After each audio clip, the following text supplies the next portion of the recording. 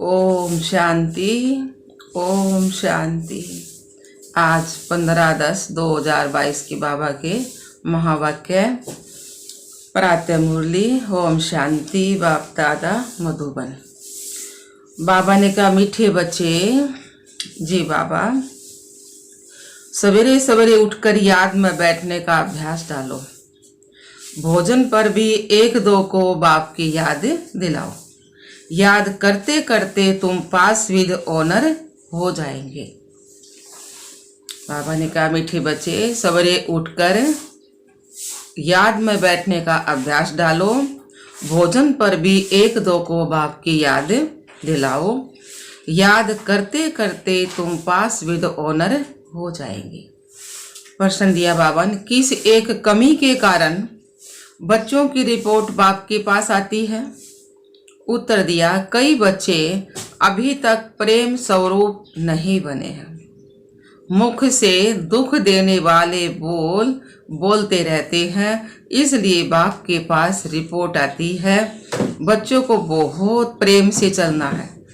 अगर स्वयं में ही कोई अवगुण रूपी भूत होगा तो दूसरों का कैसे निकालेंगे? इसलिए देवताओं जैसा प्रेम स्वरूप बनना है और भूत निकाल देना है। गीत आया है, आखिर वह दिन आया आज। तो भगवान मिल गया, वो दिन आ गया आज। ओम शांति।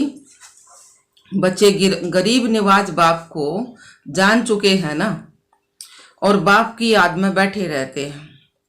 भल आंखों से किसको भी देखें, कर्मेंद्रियों से कर्म भी करें, परंतु गाया जाता है ना, हाथों से कर्म करते रहो और दिल मासूक तरफ लगाते रहो। ब्राह्मण कुलभूषण जानते हैं और उनसे ही बाप बात करते हैं कि आधा कल्प तुमने बाप को याद किया। ड्रामानुसार अब तुमको बाप की समृद्धि ओम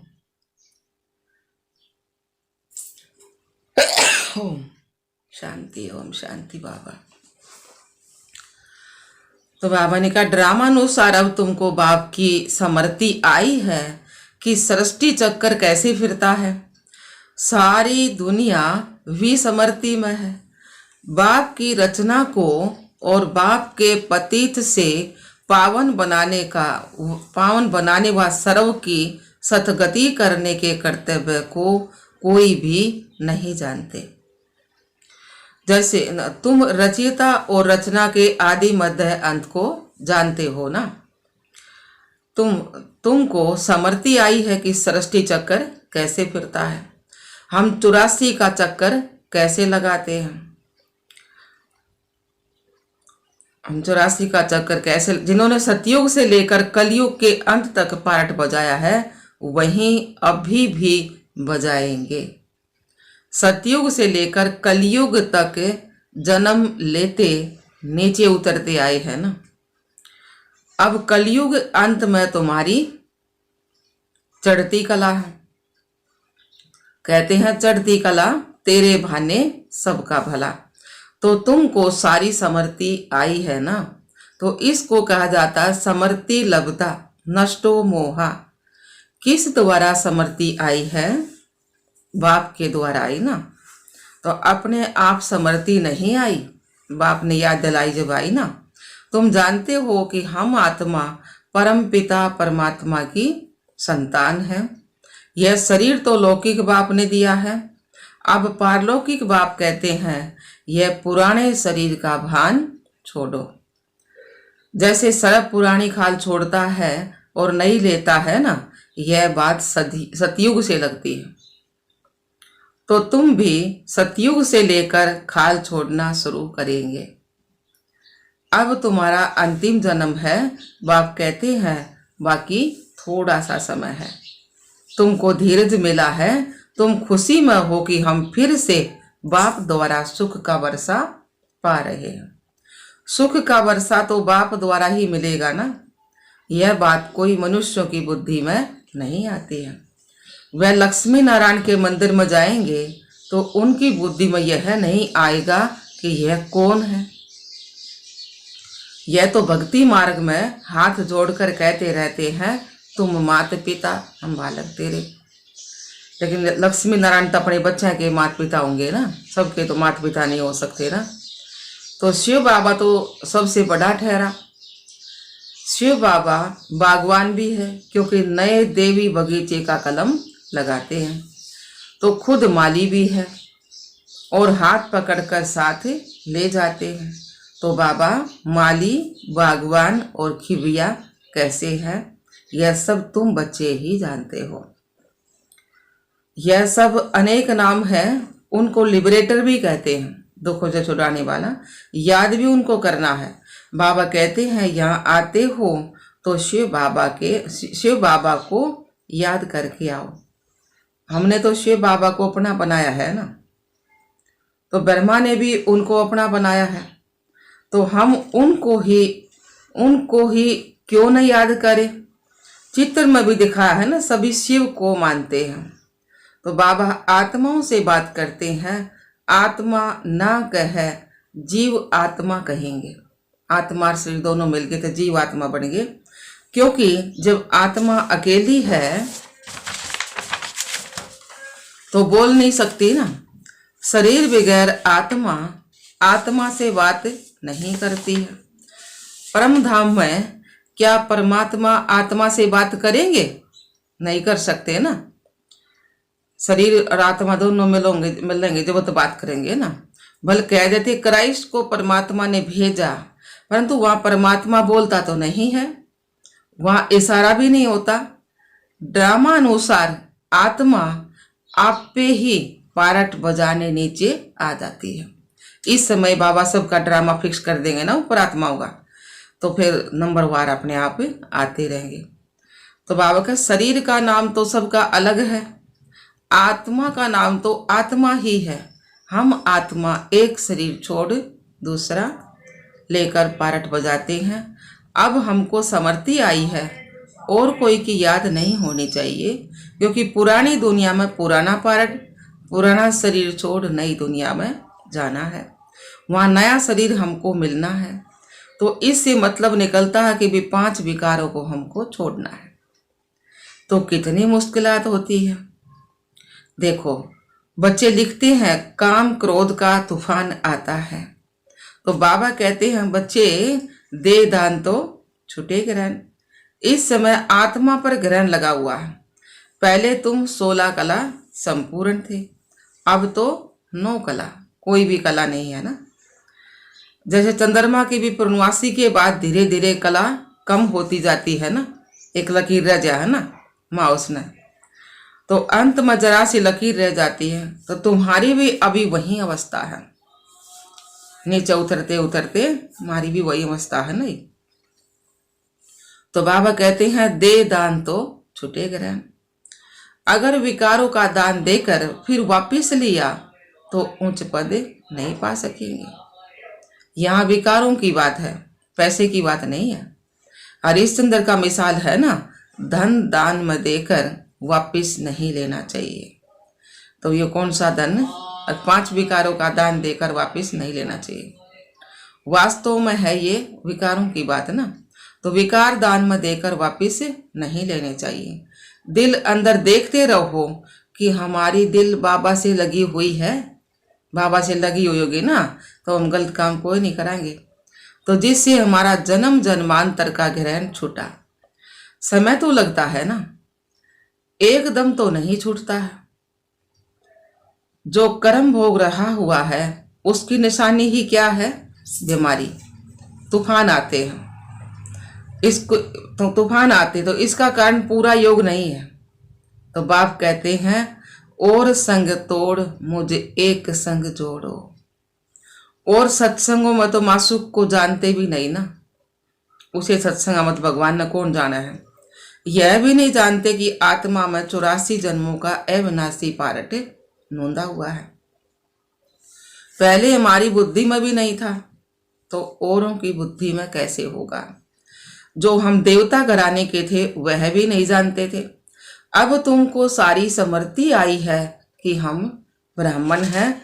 फिर सतयुग में हमारी प्रारब्ध शुरू हो जाएगी, प्राप्ति शुरू हो जाएगी ना सतयुग में।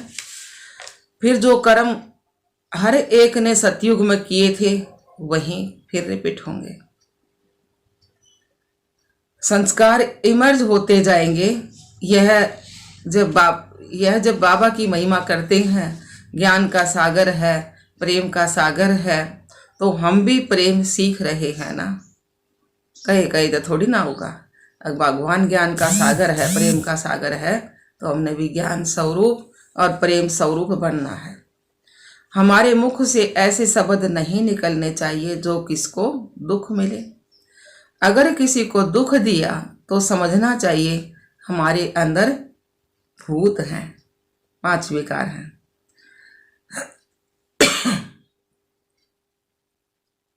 फिर लक्ष्मी को वर नहीं सकेंगे ना, तो बाप के बने हैं तो लक्ष्मी को वरने लायक भी बनना चाहिए ना। अगर कोई भूत रह गया तो फिर त्रेताम चले जाएंगे। तो बच्चों में क्रोध नहीं होना चाहिए ना। तो बाबा ने कहा बड़े प्रेम से चलना चाहिए। देखो बाबा के कितने बच्चे हैं, तो भी बाबा क्रोध थोड़े ही करते हैं। शिव बाबा के कितने बच्चे हैं, पर माँ बाप के देख लो मुख वंशावली, तो बाबा ने कदे भी क्रोध नहीं करा ना। पर माँ बाप ने भी शिव बाबा का नहीं होगा, देख भाई शिव बाबा तो शरीर को ना क्यों क्रोध करेगा, तो ब्रह्मा बाबा का तो शरीर था ना। तो देख लो ब्रह्मा बाबा ने भी कदे क्रोध नहीं करा। तो तुमको भी बड़ा प्रेम स्वरूप बनना है।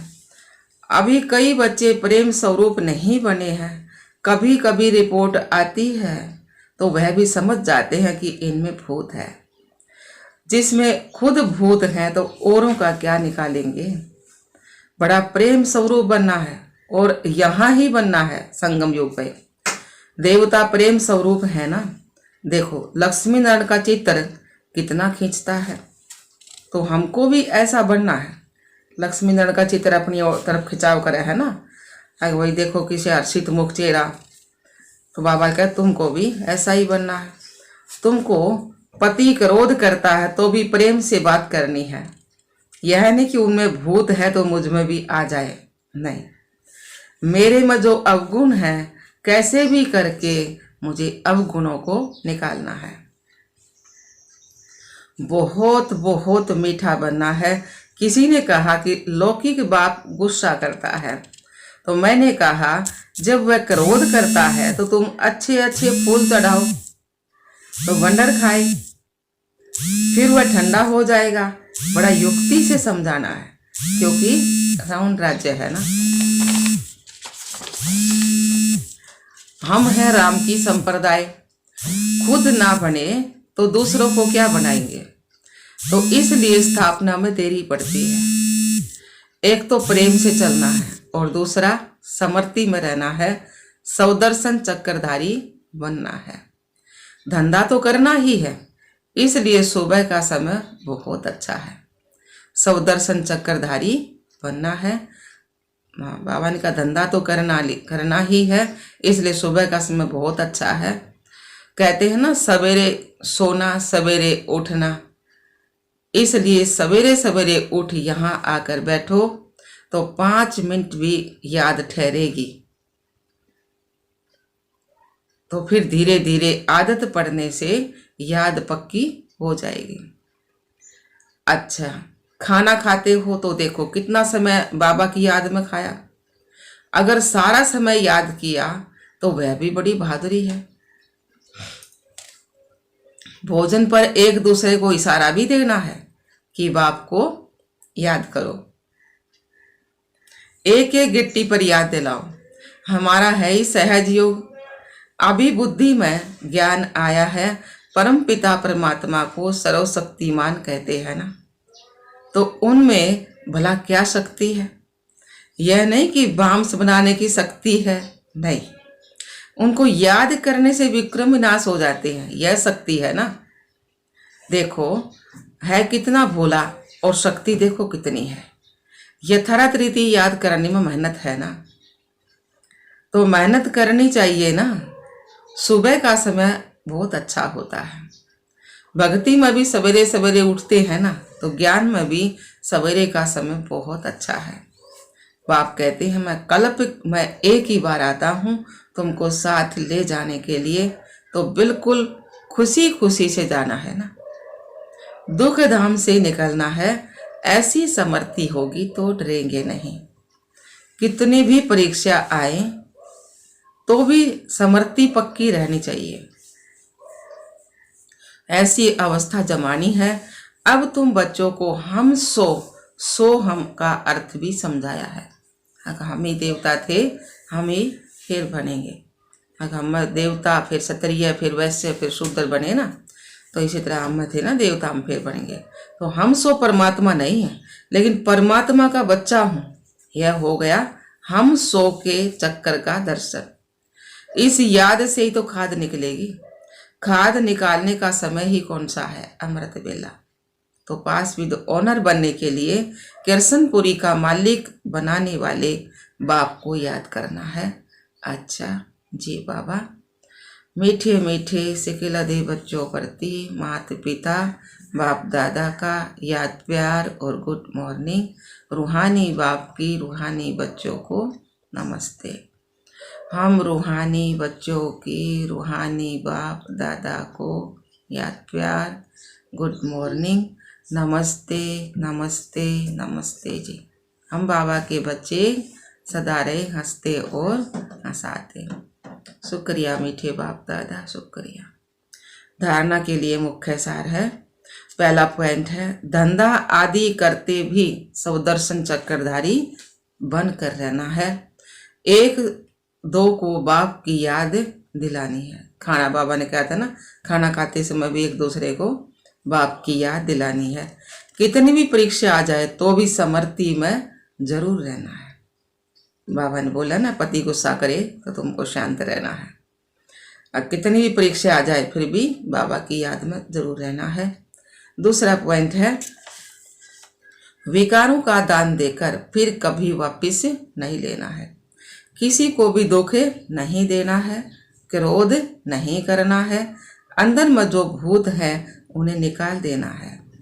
वरदान दिया बाबा ने, मालिकपन की समर्थी द्वारा पर्व स्थिति को समाप्त करने वाले सदा समर्थ भव। मालिकपन की याद द्वारा पर्व स्थिति को समाप्त करने वाले सदा समर्थ भव। अब मैं आत्मा, मालिक और कर्मेंद्री कर्मचारी, ये याद होगी तो पर्व स्थिति भी समाप्त करने वाले सदा समर्थ हो। जो सार दिया बाबा, जो सदा मालिकपन की समर्थी में स्थित रहते हैं उनके संकल्प ऑर्डर प्रमाण चलते हैं। मन मालिक को परवश नहीं बना सकता। मन जो है वो मालिक को परवश नहीं बना सकता। ब्राह्मण आत्मा कभी अपने कमजोर स्वभाव संस्कार के वश नहीं हो सकते। जब स्वभाव शब्द सामने आए तो स्वभाव अर्थात सर्व के प्रति आत्मिक भाव, इस श्रेष्ठ अर्थ में टिक जाओ। और जब संस्कार शब्द आए तो अपने अनादि और आदि संस्कारों को समर्थी में लाओ तो समर्थ बन जाएंगे, पर्व स्थिति समाप्त हो जाएगी। स्लोगन दिया बाबा ने, वरदानों की शक्ति जमा कर लो तो परिस्थिति रूपी आग भी पानी बन जाएगी। वरदानों की शक्ति जमा कर लो तो परिस्थिति रूपी आग भी पानी बन जाएगी। अच्छा, ओम शांति, ओम शांति।